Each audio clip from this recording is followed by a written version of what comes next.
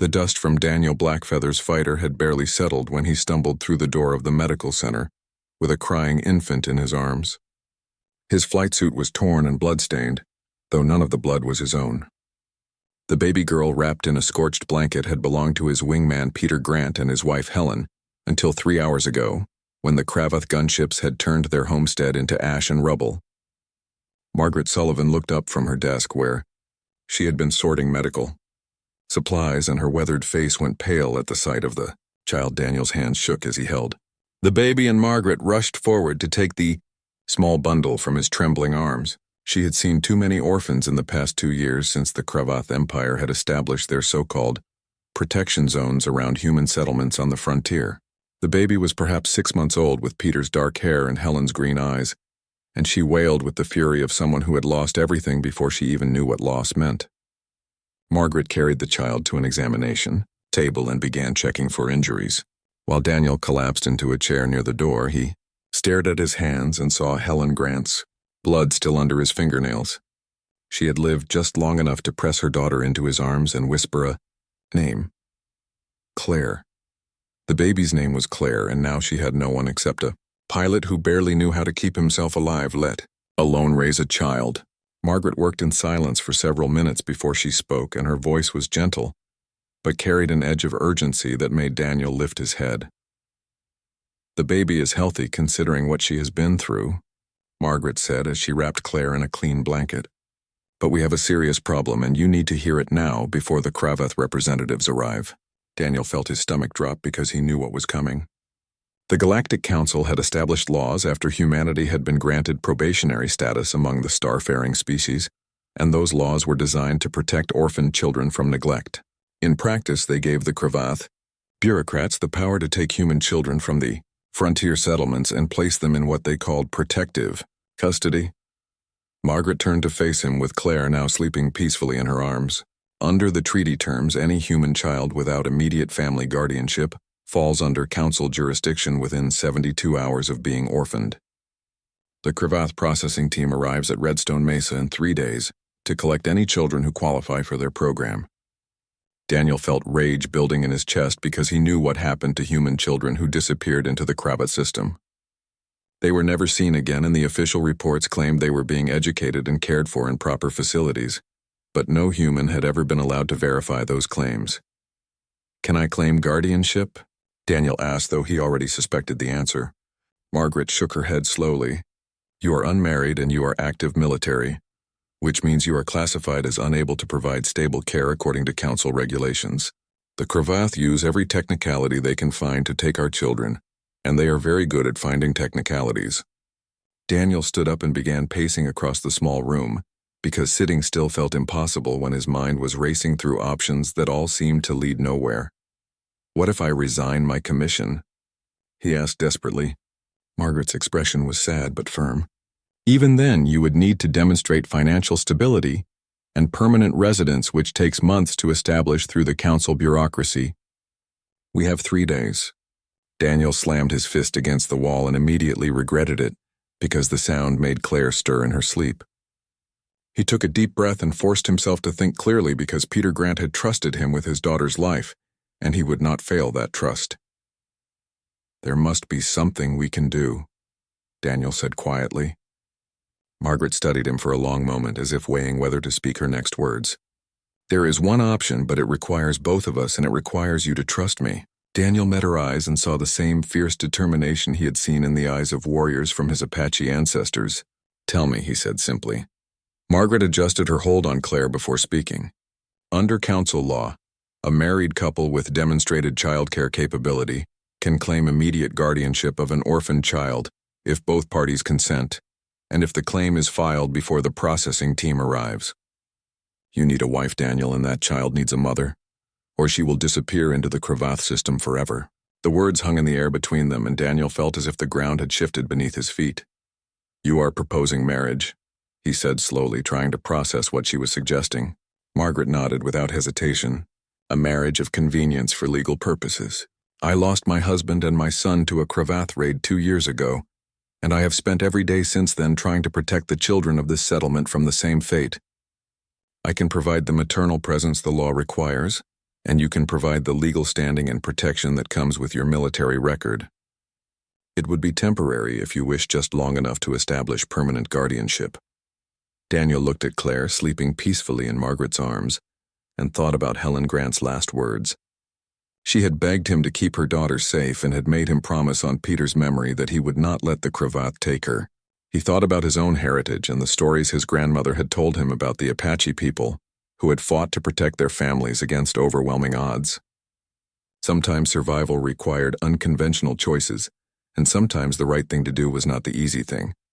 "How much time do we have?" Daniel asked. Margaret glanced at the clock on the wall. "The Cravath representatives could arrive early if they suspect we might resist their claim. We should file the marriage documentation within 24 hours to be safe." Daniel ran a hand through his dust-covered hair and realized he was still wearing his blood-stained flight suit. He must look like a madman, but Margaret was watching him with calm, steady eyes that held no judgment, only resolve. "I barely know you," Daniel said, though it sounded weak even to his own ears. Margaret smiled sadly. "I barely know you either, but I know you flew through enemy fire to bring that baby to safety. And I know you are the kind of man who keeps his promises. That is enough for me." Daniel looked at Claire again and felt something shift in his chest. This tiny, helpless child represented everything the Cravath wanted to take from humanity, and everything worth fighting for in this harsh frontier existence. "All right," Daniel said finally. "What do we need to do?" Margaret had Daniel sit down while she explained exactly what they were facing, and her words painted a picture far darker than he had imagined. She placed Claire in a small crib near her desk and pulled out a data tablet that contained files she had been collecting for months. The Cravath Orphan Program was not what the Galactic Council believed it to be, and Margaret had proof that would make any decent person sick with rage. She showed him reports from other settlements where children had been taken under similar circumstances. In every case, the Cravath representatives had arrived with perfect legal documentation and had followed every protocol required by council law.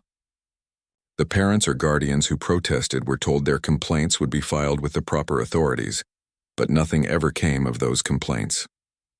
The children simply vanished into the vast bureaucracy of the Cravath Empire and were never heard from again.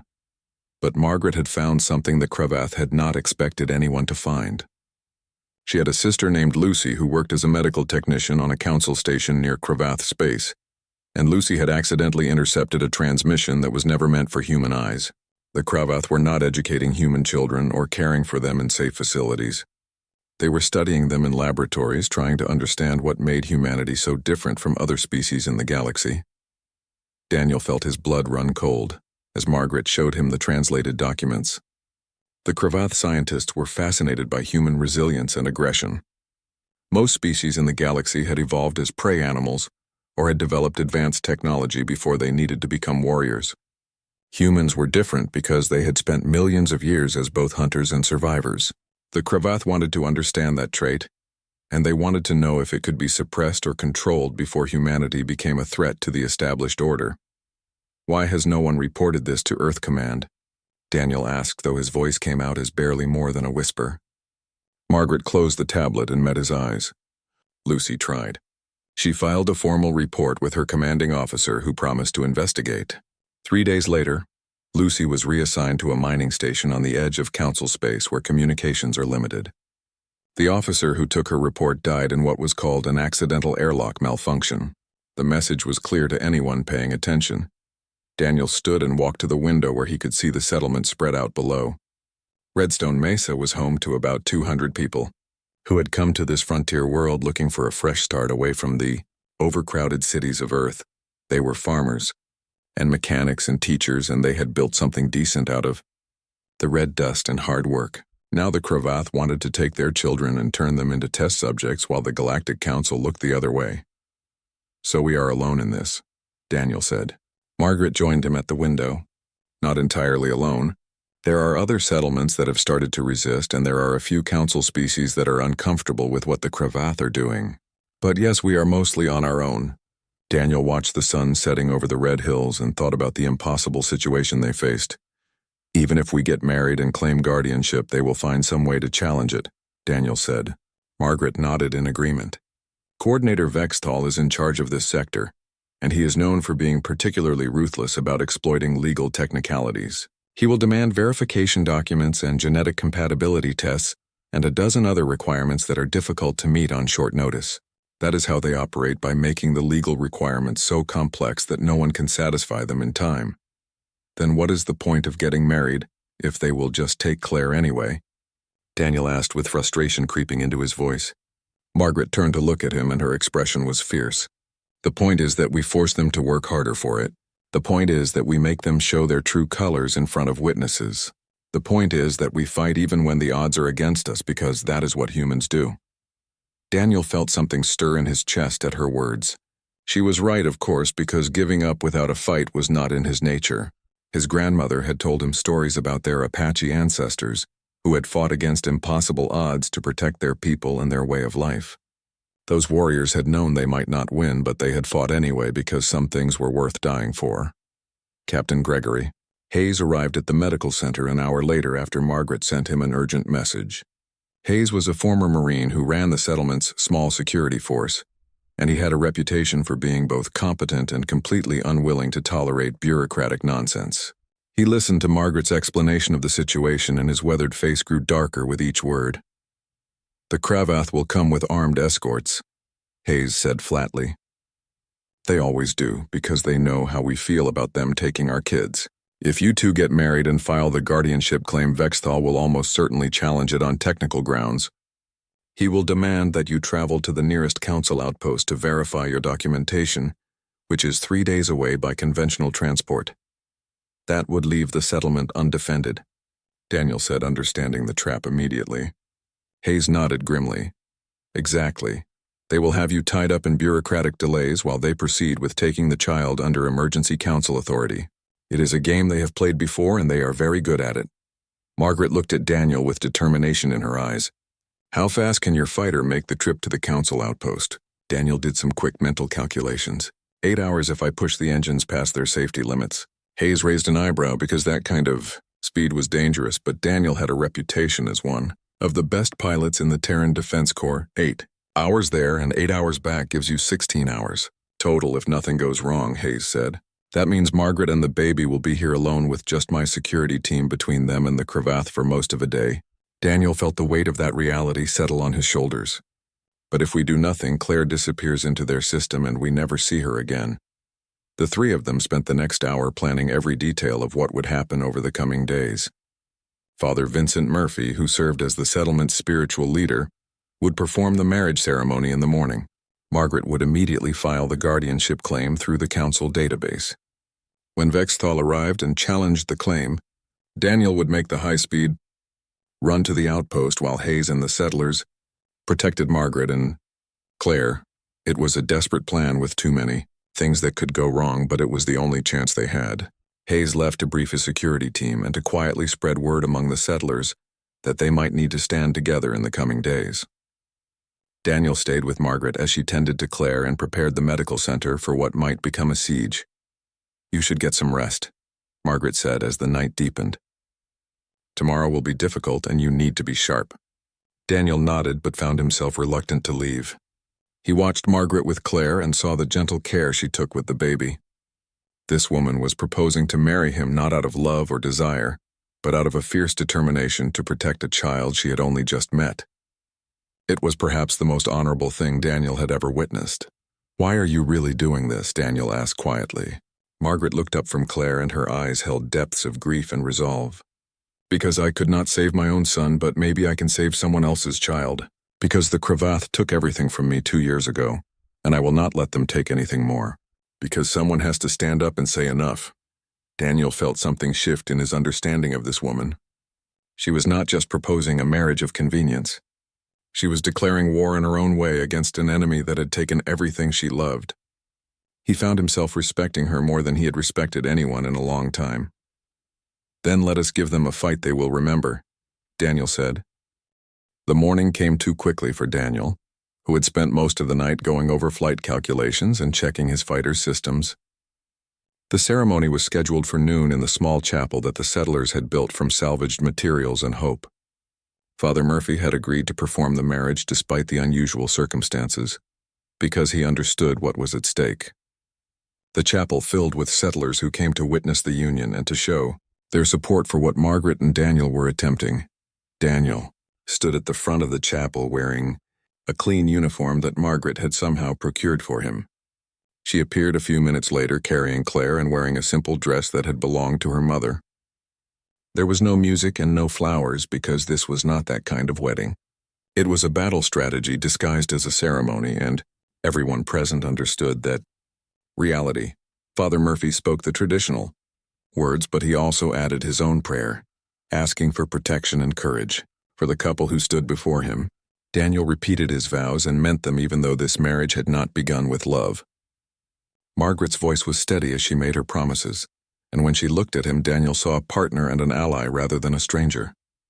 Father Murphy pronounced them married, and the settlers applauded because they had just witnessed an act of defiance against the forces that sought to control their lives.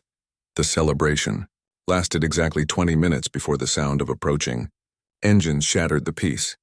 Hayes burst through the chapel doors with his communication device in hand, and his face was grim. The Cravath delegation has arrived 2 days early, and they are demanding to speak with whoever is responsible for the grandchild. Margaret handed Claire to a settler named Betty Moore and turned to Daniel with fire in her eyes. They knew we would try something, and they moved up their schedule. Daniel and Margaret walked out of the chapel together, followed by Father Murphy and Hayes.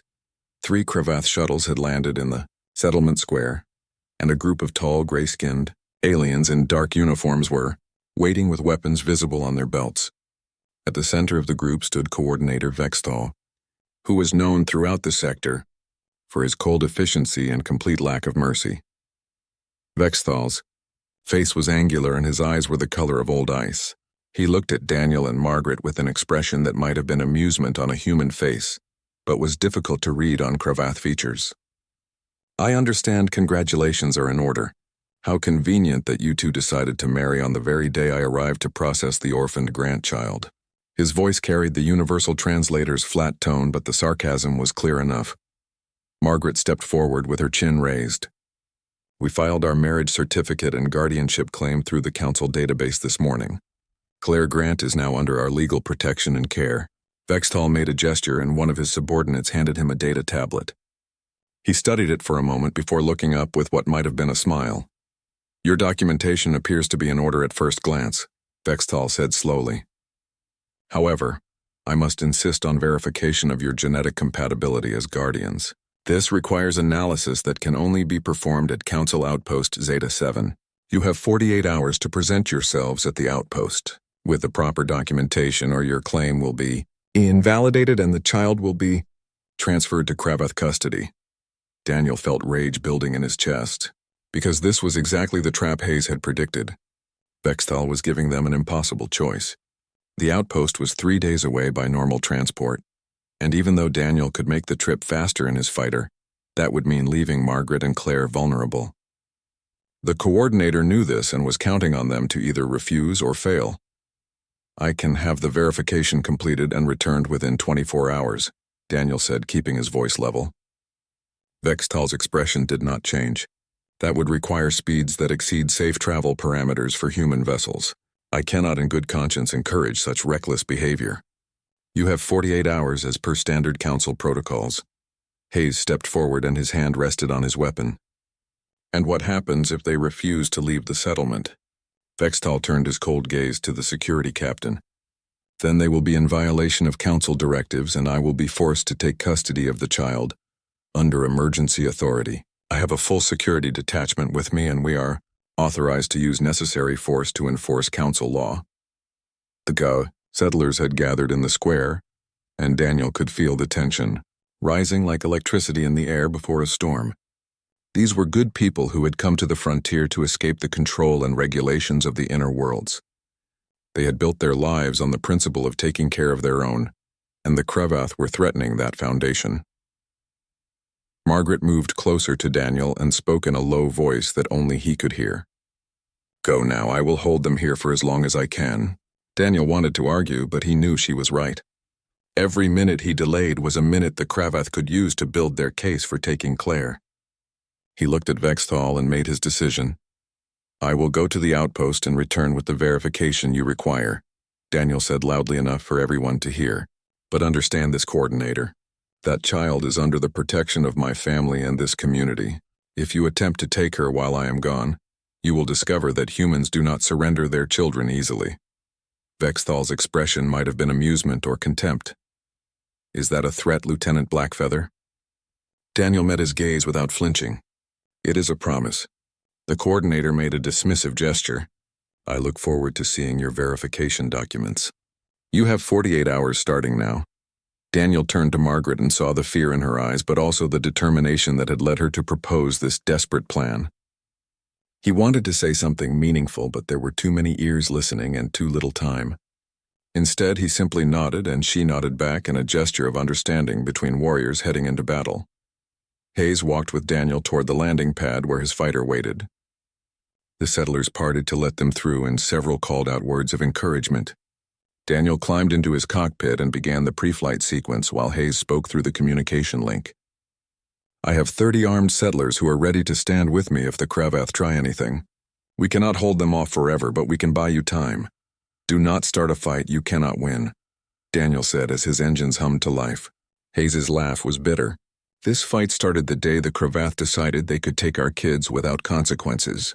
We are just making sure they understand the cost.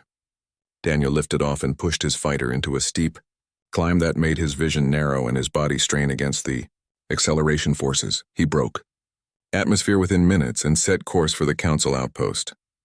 The journey would take 8 hours if everything went perfectly, but Daniel knew that nothing about this situation was perfect. He pushed his engines to maximum and felt the fighter shudder with the strain.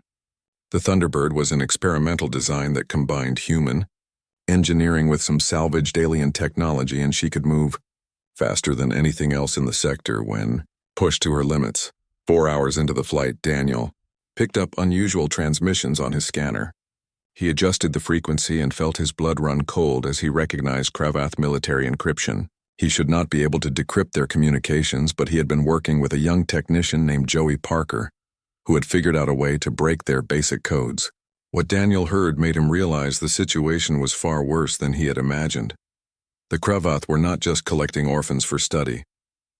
They were specifically targeting human children to understand what made humans form such strong bonds with those outside their genetic family.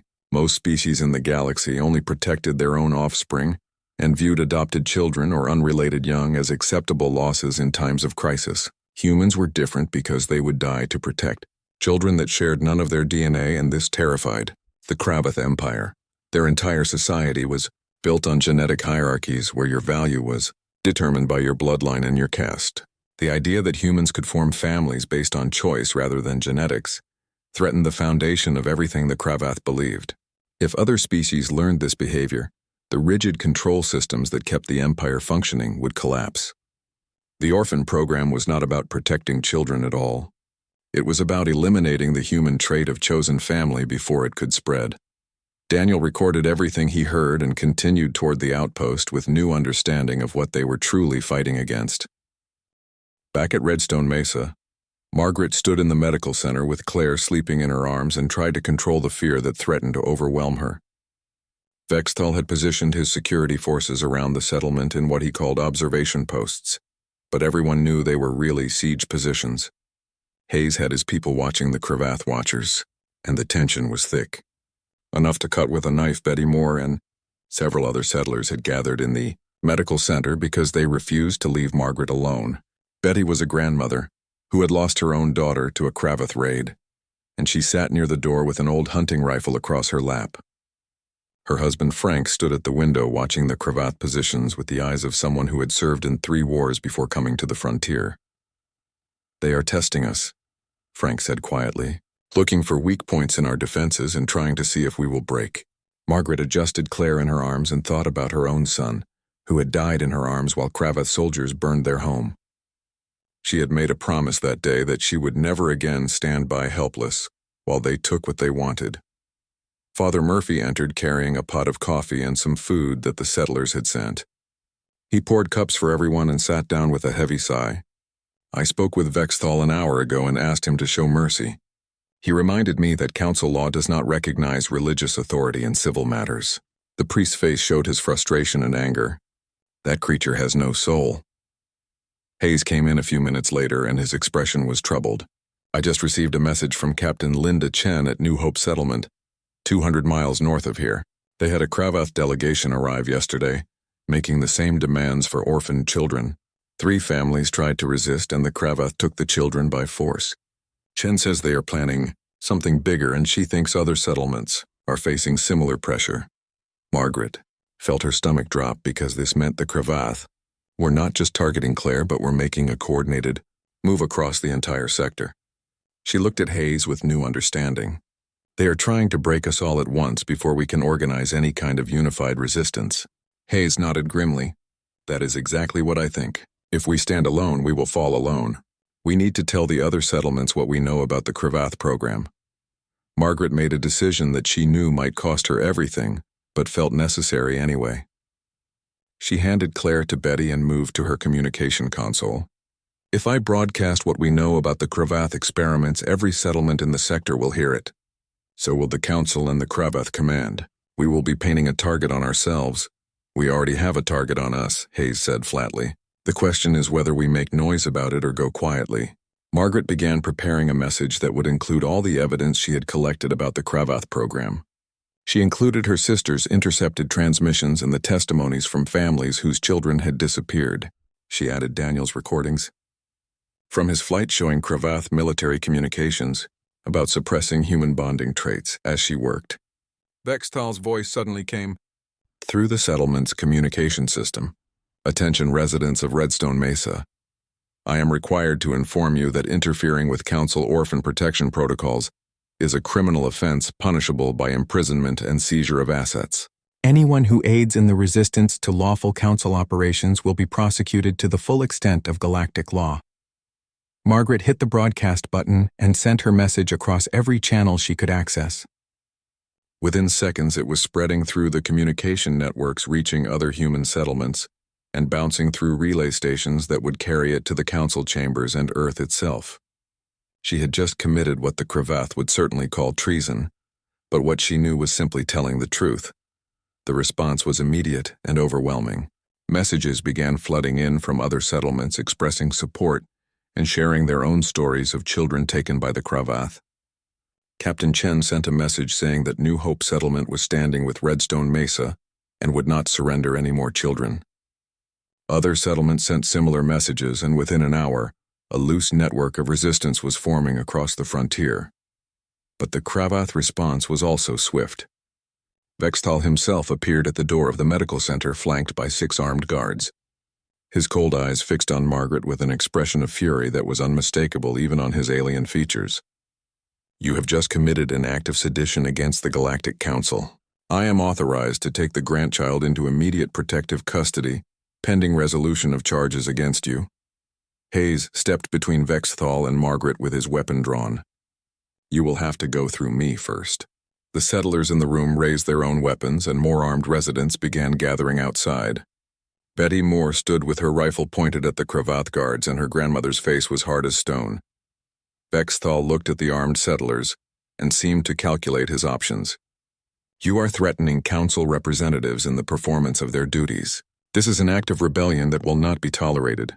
He gestured to his guards who began to raise their weapons, but Hayes' security team had positioned themselves around the building with clear firing lines. The standoff lasted for what felt like hours, but was probably only minutes. Vextal finally stepped back and his expression was cold calculation. You have made a grave mistake. I have requested military support from the Cravath Regional Command. They will arrive within 6 hours with sufficient force to restore order. He turned and walked away, followed by his guards, but Margaret knew this was far from over. Hayes immediately began organizing the defense of the settlement. He had perhaps 40 people who could fight effectively against the 100 or more Cravath soldiers that would likely arrive. The odds were terrible, but no one suggested surrender. These settlers had come to the frontier to build lives free from the control of distant powers, and they would not give that up without a fight.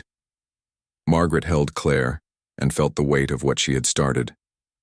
She had known that broadcasting the truth would provoke a response, but she had not fully considered what it would mean for the people of Redstone Mesa. They would fight and likely die because she had refused to stay quiet. Betty seemed to read her thoughts and put a weathered hand on her shoulder. You did the right thing, dear. Sometimes the right thing is also the hard thing. My daughter died because I stayed quiet when the Cravath first came. I will not make that mistake again. Frank nodded his agreement. We all chose to stand here. No one forced us. This is our home, and that baby is one of ours now. The Cravath want to take her. Then they will learn what it costs to steal from humans. Daniel was 6 hours into his flight when his communication system lit up with Margaret's broadcast. He listened to her voice spreading the truth about the Cravath program and felt pride and terror in equal measure. She had just declared war in the most public way possible, and he was too far away to protect her. He pushed his engines even harder, and the fighters' systems began showing warning indicators that he ignored. The Council outpost appeared on his sensors, and Daniel began his approach at speeds that made the traffic controllers scream at him to slow down. He landed hard enough to damage his landing gear, but he was already climbing out of the cockpit before the engines had fully shut down. He ran into the outpost facility and demanded to speak with whoever was in charge of verification services. A tired-looking administrator named Lydia Porter listened to his situation, and her face grew pale as she understood what was happening. I heard the broadcast from Redstone Mesa. The whole sector has heard it. She looked around nervously before leaning closer. I should not tell you this, but you need to know. The Cravath have filed a complaint with the Council, demanding that your settlement be placed under military occupation for rebellion. The vote is happening right now. Daniel felt his world tilting. How long until they make a decision? Lydia checked her console. Maybe 2 hours if the debate goes long. Maybe less if the Cravath representatives push for emergency measures. Daniel realized that getting the verification documents was no longer enough. He needed proof of the Cravath conspiracy that would be undeniable even to the Council. Species that preferred to look the other way. Lydia seemed to make a decision, and her hands moved across her console with practiced speed. I am giving you access to classified files that I really should not have access to myself. She transferred data to a secure chip and pressed it into Daniel's hand. This contains testimony from Cravath scientists who felt guilty about what they were doing to human children. It also has financial records showing that the Empire has been funding the orphan program through illegal channels. If you release this, the Cravath will know where it came from, and I will likely be arrested. Why are you doing this? Daniel asked. Lydia's eyes were sad. Because I have a daughter, and I cannot imagine what it would be like to lose her to monsters who see children as experiments. Go and save that baby. Daniel took the chip and ran back to his fighter. He had what he needed, but now he had to get back to Redstone Mesa before the Cravath military arrived.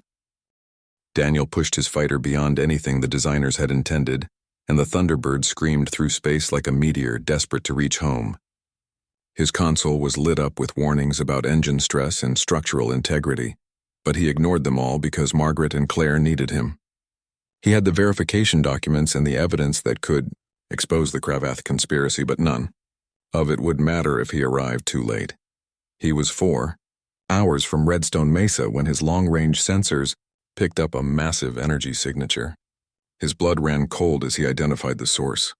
A Cravath battle group consisting of 3 heavy cruisers and a dozen support vessels was converging on his settlement. They had enough firepower to reduce Redstone Mesa to rubble and everyone in it to ash. Daniel opened a communication channel and tried to reach Margaret, but all he got was static. The Cravath were jamming all transmissions in and out of the settlement. He changed course to intercept the battle group, knowing it was suicide but unable to think of any other option. His single fighter against an entire fleet was like throwing rocks at a mountain, but his Apache ancestors had taught him that sometimes the gesture of defiance mattered more than the outcome. He armed his weapons and prepared to make his last stand memorable. Then something unexpected happened. His sensors showed new contacts dropping out of faster-than-light travel between him and the Cravath fleet. Daniel enhanced the image and felt hope surge in his chest. Dozens of ships were appearing, many of them civilian transports and mining vessels that had been hastily armed. A communication channel opened, and he heard Captain Chen's voice from New Hope Settlement. Lieutenant Blackfeather, this is Captain Linda Chen commanding a coalition of 12 settlements. We heard your wife's broadcast, and we are done letting the Cravath take our children. How can we help? Daniel felt emotion threatening to choke his words. Get between the Cravath and Redstone Mesa. Buy me time to reach the settlement with evidence that will end this.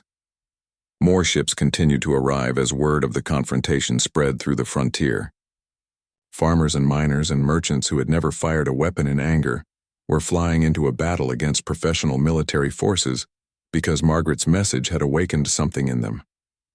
They were tired of being prey and they were ready to become predators themselves. The Cravath fleet commander broadcast a warning that all civilian vessels should withdraw or be destroyed. The response from the human ships was a single word, repeated by dozens of captains. No. Daniel used the confusion of the gathering fleet to slip past the Cravath perimeter and continue toward Redstone Mesa. Behind him, the first shots of what would become known as the frontier uprising began to light up the darkness of space. Redstone Mesa, Margaret watched the sky and knew that whatever was happening up there would determine whether Claire lived or died. Vexthal had pulled his forces back to the edge of the settlement and was clearly waiting for his military support to arrive. Hayes had positioned his defenders in a perimeter around the medical center, and the mood was grim but determined.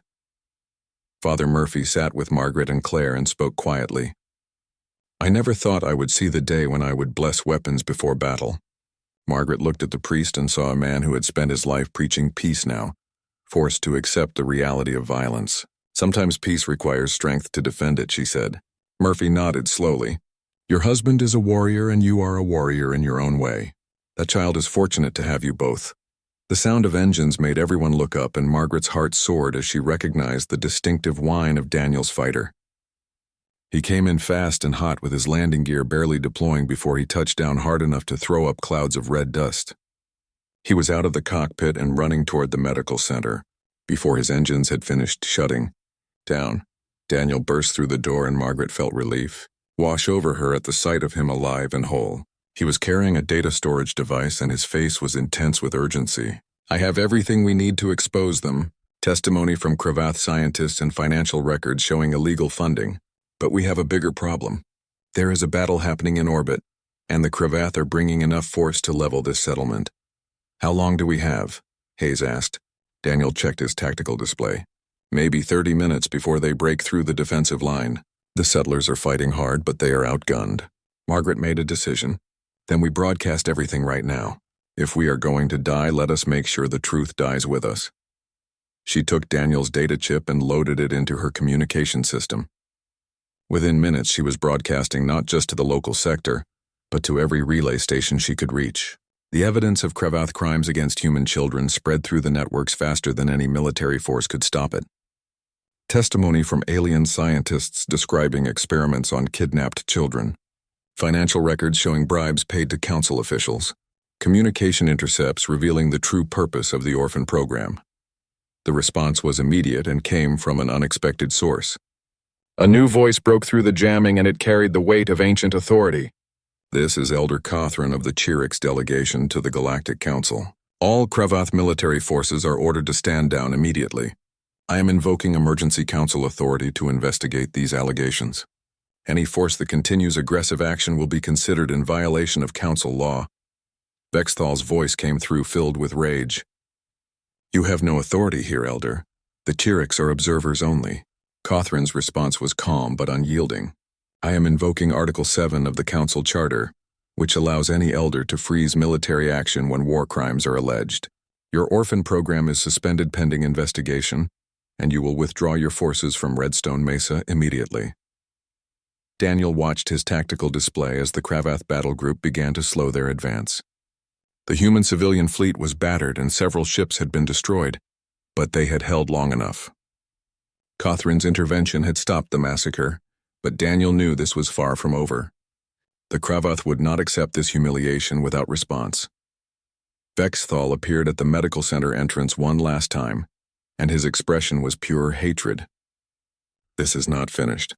You have made an enemy of the entire Cravath Empire. Daniel stepped forward to stand beside Margaret. We have made the truth public, and that is all we needed to do. The rest is up to the council.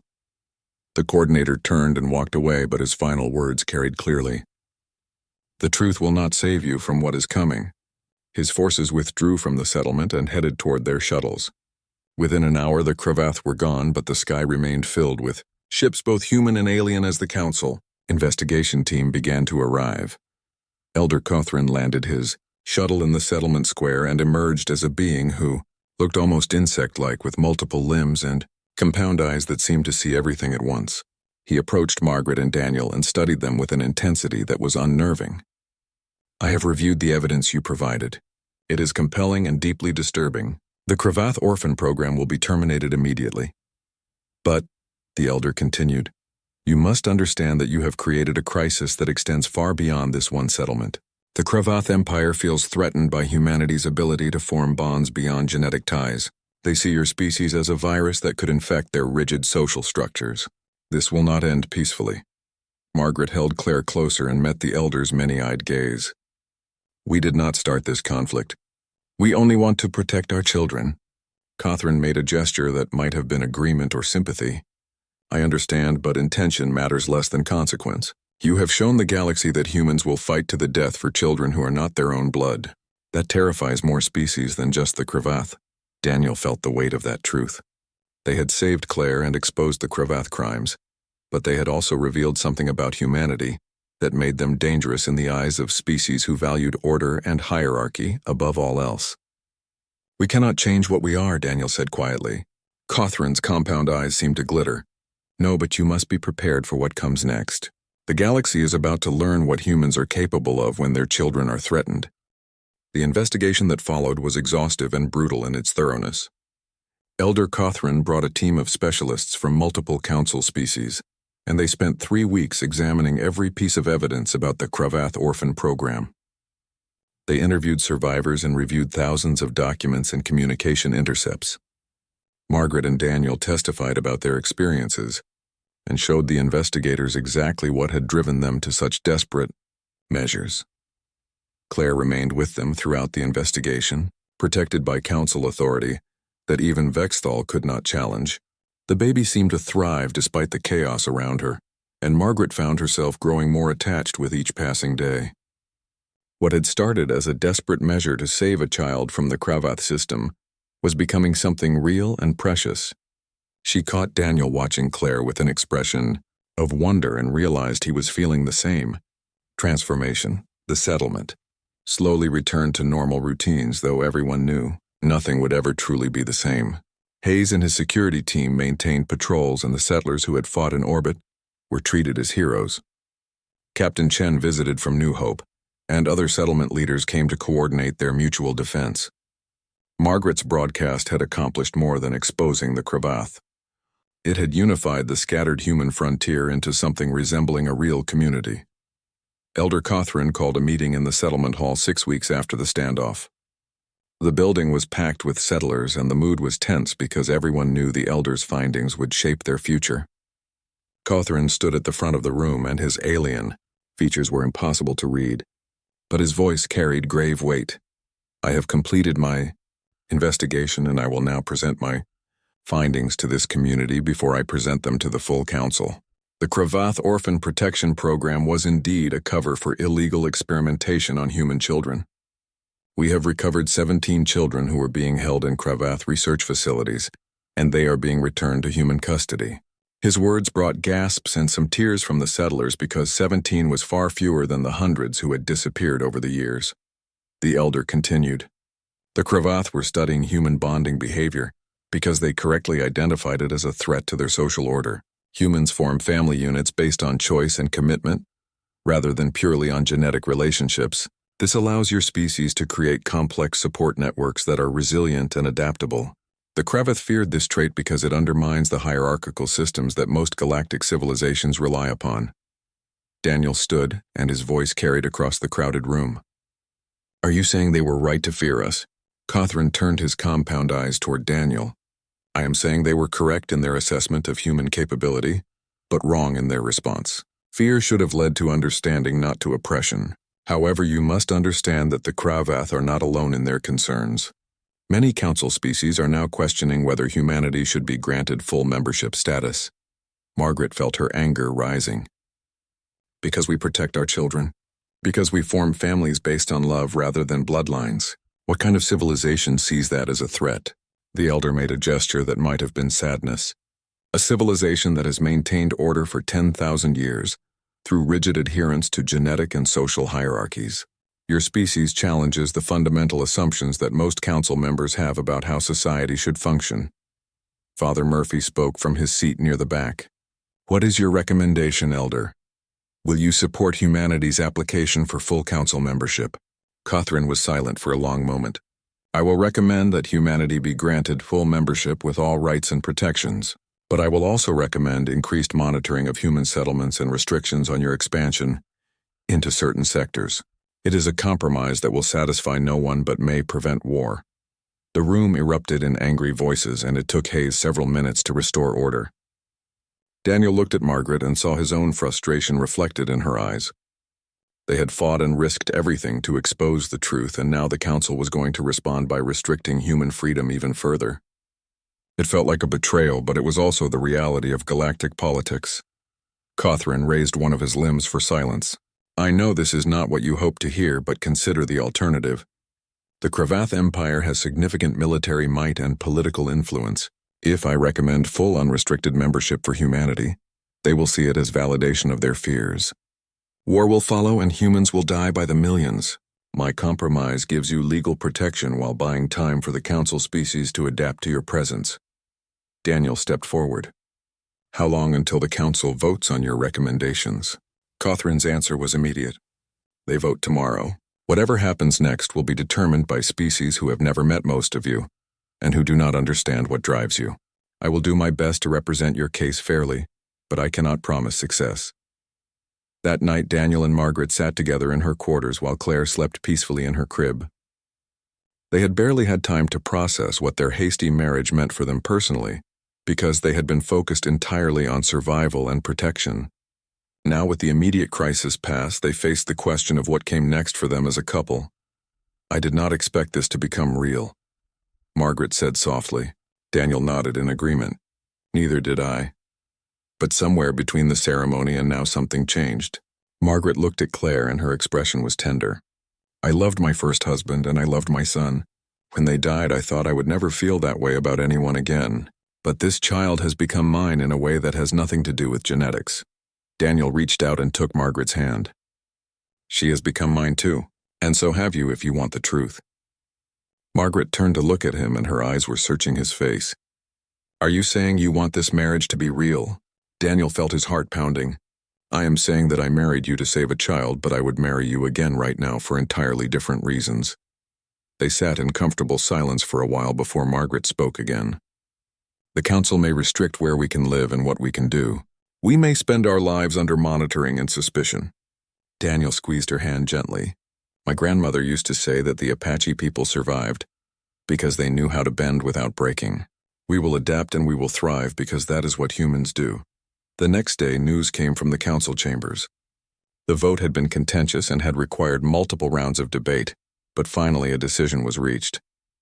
Humanity was granted full council membership with all legal rights and protections. However, human expansion into certain disputed sectors was temporarily frozen, and all frontier settlements would be subject to periodic council inspections to ensure compliance with child welfare standards. It was not a perfect victory, but it was enough. The Cravath Orphan Program was officially terminated, and all records related to it were sealed as evidence of war crimes. Vexthal was recalled to the Cravath homeworld in disgrace, and several other coordinators faced criminal charges. The 17 recovered children were returned to human authorities, and efforts began to locate any others who might still be in Cravath. Custody Senator Richard Cole from Earth sent a message to all frontier settlements thanking them for their courage and promising that Earth would support the development of proper defense forces for the outer colonies. The message included specific praise for Redstone Mesa and for Margaret's brave decision to broadcast the truth. Cole announced that he would be visiting the frontier settlements personally to better understand their needs and concerns. Captain Chen and the other settlement leaders formed an official alliance called the Frontier Coalition, dedicated to mutual defense and cooperation. Hayes was elected as the military coordinator, and Margaret was asked to serve as the medical director. Daniel declined any official position because he was still active military, but he promised to help train settler defense forces when his duties allowed. Life slowly returned to what passed for normal on Redstone Mesa, though normal now included regular patrols and defense drills. The settlers had learned that safety was not something they could take for granted, and they were determined to be ready for whatever came next. Children played in the square under the watchful eyes of adults who understood how precious and fragile innocence could be. Claire celebrated her first birthday surrounded by what had become her extended family. Betty Moore made a cake and Frank carved a small wooden toy. Father Murphy blessed the child and spoke of hope and resilience. Daniel and Margaret stood together watching the celebration and feeling grateful for the strange path that had brought them to this moment. That night, as they put Claire to bed, Margaret turned to Daniel with a question.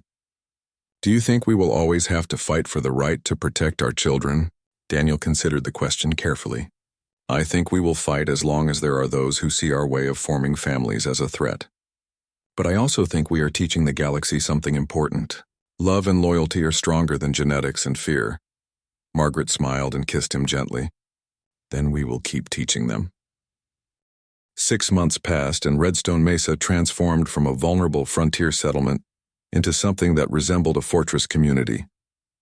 The settlers had used the time wisely building proper defenses and establishing communication networks with neighboring settlements. Hayes had trained nearly half the adult population in basic combat tactics, and Daniel had helped install early warning systems that would detect any approaching threats long before they arrived. Claire was walking now, and her first word had been "Mama," directed at Margaret with perfect clarity. Daniel had pretended to be offended, but everyone could see the joy in his eyes at watching his adopted daughter thrive. The marriage that had begun as a desperate legal maneuver had become a real partnership built on mutual respect and growing love. They still had separate sleeping quarters because some transitions took time, but everyone in the settlement knew they were a genuine family. The council had sent several inspection teams to review conditions at frontier settlements, and each time the inspectors had found no violations of child welfare standards. The Cravath Empire had withdrawn from most contact with human settlements, and rumor suggested they were dealing with internal political turmoil. Vextal had apparently been executed for bringing shame to the Empire, though no one could confirm this officially, but peace in space is always temporary, and the calm was shattered when Hayes received an urgent communication from Captain Chen. New Hope settlement was under attack by an unknown force that was using tactics and weapons unlike anything the Cravath had employed. Chen's message was breaking up with static, and the sound of weapons fire was clear in the background. "We need immediate assistance. They are after the children. Please send help." Daniel was in his fighter within minutes, and Margaret was coordinating the medical response while Betty and Frank organized civilian evacuation procedures. Hayes mobilized the defense force and sent calls for help to every settlement in the coalition. Within an hour, a small fleet of armed vessels was converging on New Hope, but everyone feared they would arrive too late. Daniel pushed his fighter to maximum speed and reached New Hope first to find a scene of chaos and destruction. 3 large warships of an unfamiliar design were hovering over the settlement, firing on anything that moved. Ground forces in heavy armor were fighting through the settler defenses toward the central community building, where Chen had gathered the children for protection. Daniel opened fire on the nearest warship, and his weapons had little effect against their shields. He changed tactics and dove toward the ground forces using precision strikes to disrupt their advance. His communication system crackled, and Chen's voice came through strained with pain. "Lieutenant Blackfeather, they are not trying to kill us. They are trying to capture the children alive." Daniel felt cold certainty settle in his gut. This was not random piracy or even revenge from the Cravath. Someone else had learned about human children and wanted to acquire them for their own purposes. The coalition fleet began arriving, and the tide of battle shifted as dozens of armed settlers engaged the unknown attackers. The warships were powerful, but they seemed unwilling to inflict mass casualties, which gave the defenders an advantage. Hayes led a ground assault that pushed the armored soldiers back, and Daniel provided air support that kept the warships occupied. After 2 hours of intense fighting, the attackers suddenly withdrew and jumped to faster-than-light speed before anyone could stop them. Daniel landed near the community building where Chen was directing medical care for the wounded. Her left arm was in an improvised sling, and her face was covered in soot and blood, but she was alive. "They took 8 children," Chen said, and her voice broke. 8 kids ranging from age 3 to 10. We could not stop them. Margaret arrived with the medical team from Redstone Mesa and immediately began treating the wounded. Daniel helped search the damaged buildings for survivors and found Father Murphy alive but badly injured. The priest had apparently thrown himself between the attackers and a group of children, saving 5, but paying a terrible price. Daniel carried him to Margaret, who worked frantically to stabilize his injuries. As night fell over the ruins of New Hope Settlement, the survivors gathered to count their losses. 42 settlers were dead and 8 children were missing. The attackers had destroyed or damaged most of the settlement's infrastructure and had stolen medical supplies and food along with the children. Chen stood before her people and tried to find words of hope, but Daniel could see the devastation in her eyes. Hayes pulled Daniel aside and showed him recovered fragments of the attackers' equipment. "I have never seen technology like this. It is more advanced than anything the Cravath or even most council species possess. Whoever they were, they came prepared specifically to take human children, and they will likely try again at other settlements." Daniel examined the fragments and felt dread building in his chest. They need to inform the council immediately, but he knew that help from the galactic bureaucracy would be slow and inadequate. The frontier settlements were on their own, just as they had always been.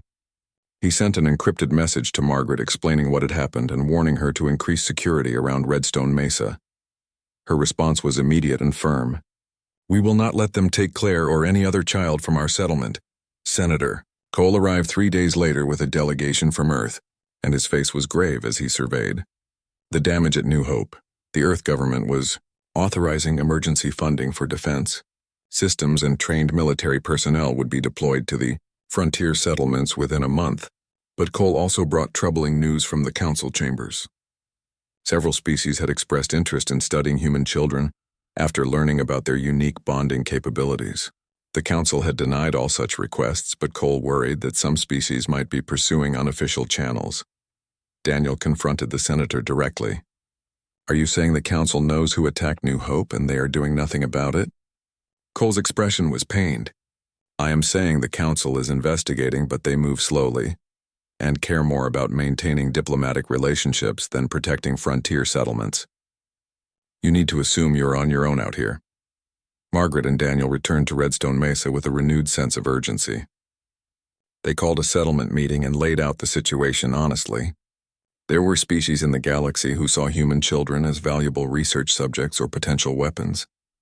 The frontier settlements needed to work together not just for defense, but to create a society strong enough to protect its most vulnerable members. Betty Moore stood, and her grandmother's voice carried weight. "My daughter died because I was not strong enough to protect her. I will not make that mistake with these children. Every adult in this settlement needs to be trained and armed. We need bunkers and escape routes and protocols for every possible threat." Frank nodded his agreement. "We came to the frontier to build something better than what we left behind. That means building a society where children can grow up safe." Over the following weeks, Redstone Mesa became a model for frontier defense. Every building was reinforced and equipped with emergency systems. Underground shelters were constructed with supplies to last months if necessary. Every adult completed combat training, and children were taught survival skills appropriate to their ages. Margaret established a medical network connecting all coalition settlements so they could share information and resources quickly. Daniel worked with Hayes to develop new tactics for defending against technologically superior forces. They studied the attack on New Hope and identified weaknesses in how the enemy had operated. The attackers had been powerful, but they had also been cautious and unwilling to accept casualties. That suggested they could be defeated through aggressive and unpredictable resistance. Claire seemed to sense the tension around her and became clingy with both Margaret and Daniel. They took turns carrying her while they worked, and she learned to sleep through the sounds of construction and weapons training. Betty joked that Claire was being raised to be the toughest kid in the sector, and Margaret had to agree there was truth in that observation. 3 months after the attack on New Hope, another settlement was hit. This time, the coalition response was faster and more coordinated. Daniel led a strike force that arrived while the battle was still raging, and they managed to drive off the attackers before any children could be taken. The price was high, with 15 settlers killed and the settlement badly damaged, but it was counted as a victory because no children were lost. The pattern became clear. Unknown forces were systematically testing frontier settlements, looking for weak points and trying to acquire human children. The Council continued to investigate but provided no useful information or support. Earth sent military advisors and equipment, but the frontier remained largely dependent on its own resources and determination. Elder Cothran visited Redstone Mesa, and his expression was troubled as he surveyed the fortifications and armed settlers. You are building a military society. This will concern many Council species who already fear human aggression. Daniel met the Elder's compound gaze without flinching. We are building a society that protects its children. If that frightens the Council, then perhaps they should examine why they find the protection of children threatening. The final confrontation came on a cold morning when frost covered the red dust of Redstone Mesa, and Claire was celebrating her second birthday with a small party in the community hall. Margaret had baked a cake with Betty's help, and Daniel had carved a wooden horse that Claire immediately claimed as her favorite toy. The settlers gathered to celebrate because moments of joy were precious and necessary in lives defined by constant vigilance. Hayes burst through the door with his communication device crackling with urgent messages. Long-range sensors are showing a massive fleet approaching from deep space. They are using technologies we have never seen before, and they are heading straight for the Coalition settlements. Captain Chen estimates we have 6 hours before they arrive. Daniel felt his stomach drop because 6 hours was not enough time to evacuate, and fighting against an unknown force of that size would be suicide. Margaret picked up Claire and held her close while the settlers began moving into their emergency protocols. Children were taken to the underground shelters while adults armed themselves and took defensive positions. Daniel ran to his fighter and began the startup sequence, knowing this might be the last time he flew. Hayes coordinated with the other settlements, and within minutes the entire frontier Coalition was preparing for battle. Senator Cole's voice came through on the emergency channel from Earth. We have detected the approaching fleet and we are sending what military support we can, but it will take days to reach you. The Council is demanding the fleet identify itself and state its intentions, but they are not responding. You need to hold out as long as possible. Daniel almost laughed at the absurdity of being told to hold out against impossible odds, but he supposed that was what humans had always done. The fleet dropped out of faster-than-light travel precisely on schedule, and Daniel got his first clear look at what they were facing. 50 warships of various sizes, all bearing markings he did not recognize. They formed a blockade pattern around the Coalition settlements, and a communication channel opened with a voice that was translated into flat, emotionless English. Attention, human settlements. We are the Syndicate, and we have come to acquire your children. Surrender them peacefully, and we will leave your adults unharmed. Resist, and we will take them by force after eliminating all opposition. Margaret's response came through before anyone else could speak, and her voice was cold as steel. This is Margaret Blackfeather of Redstone Mesa speaking for all Coalition settlements. Our children are not commodities to be acquired. If you want them, you will have to go through every adult who has sworn to protect them. The Syndicate's response was immediate. That can be arranged. The battle that followed would be remembered for generations as the day humanity announced to the galaxy that they would burn the stars themselves before surrendering their children. Daniel led the Coalition fighter wing in desperate strikes against the Syndicate warships while Hayes coordinated ground defenses. Civilian ships rammed military vessels when their weapons proved ineffective. Settlers with hunting rifles fired at armored soldiers who had technology centuries ahead of human capabilities. The Syndicate had expected resistance, but they had not expected the sheer ferocity and unwillingness to surrender that humanity demonstrated. Every settler fought as if protecting their own child because in their minds they were. Blood ties meant nothing when a child needed protection, and that concept was so alien to the Syndicate that they struggled to develop effective countermeasures. Daniel's fighter was hit and he crash-landed near the medical center where Margaret had established a command post. He stumbled from the wreckage and she ran to help him, ignoring the weapons fire around them. Claire was in the underground shelter with Betty and Frank watching over all the children. Margaret and Daniel fought side by side with improvised weapons when their ammunition ran out, and they refused to retreat even when the situation seemed hopeless. Then something unexpected happened. New ships began arriving not from Earth but from Council space. Elder Cothran's voice came through on all channels. Attention Syndicate forces, you are in violation of Council law and are hereby ordered to withdraw immediately. The Chirix fleet has been authorized to use force to protect member species from illegal aggression. Cease your attack or face destruction. The Syndicate commander responded with arrogance. The Kiriks are observers only. You have no military authority. Catherine's response was patient but firm.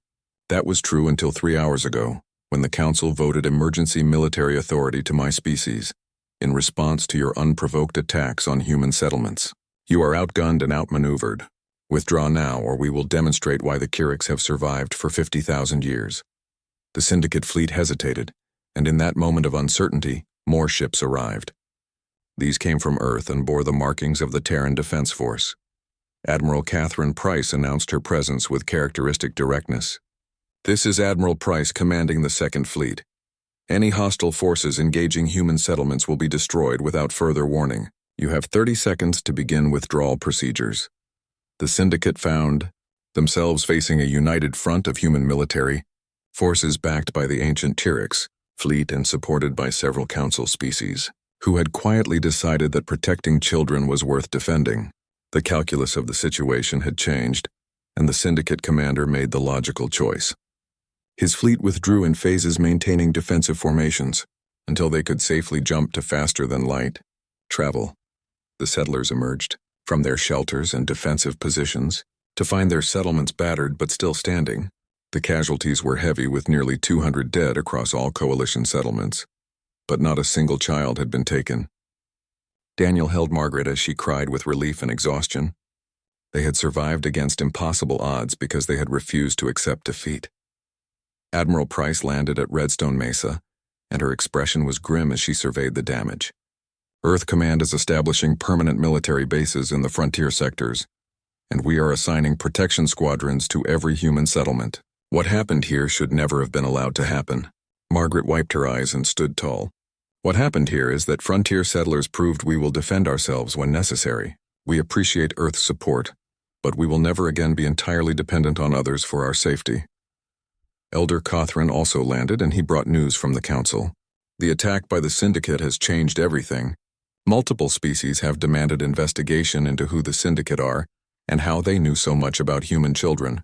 The evidence suggests they were being supplied with information by certain Council members who saw humanity as a profitable resource. Those members are being removed from power and face criminal prosecution. More importantly, the Council has voted to grant humanity unrestricted membership status with full military rights and territorial sovereignty. The restrictions that were placed on human expansion have been lifted. The frontier settlements have proven that humanity deserves equal standing with the oldest galactic civilizations. Cothran paused, and his compound eyes focused on Daniel and Margaret. You two specifically have been recognized for your role in exposing the threats to human children and organizing effective resistance. The Council wishes to honor you. Daniel and Margaret looked at each other and then at the damaged settlement around them. We need no honors, Margaret said quietly. We did what any parent would do. Cothran made a gesture of understanding. That is precisely what makes your actions so remarkable. Most species in the galaxy would not risk everything for children who share no genetic connection to them. You have demonstrated a capacity for love and loyalty that transcends biology, and that is both beautiful and terrifying to those who rely on rigid social structures. The weeks that followed brought reconstruction and healing. Earth sent supplies and personnel to help rebuild the damaged settlements.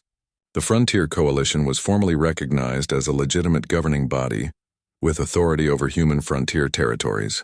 Captain Chen was elected as the first coalition president, and she appointed Margaret as director of child welfare for the entire frontier region. Daniel resigned his commission from the Terran Defense Corps and accepted a position training coalition defense forces. He wanted to be home with Margaret and Claire rather than deployed across the galaxy.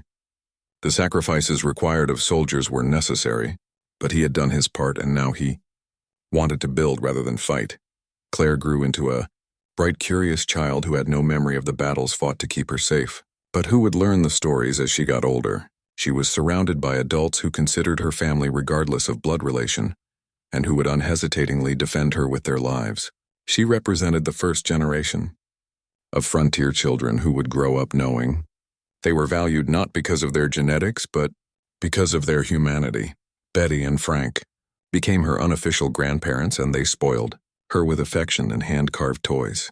Father Murphy recovered from his injuries and continued to serve the spiritual needs of the community. Hayes married Captain Chen in a ceremony that brought together settlers from across the coalition. On a quiet evening,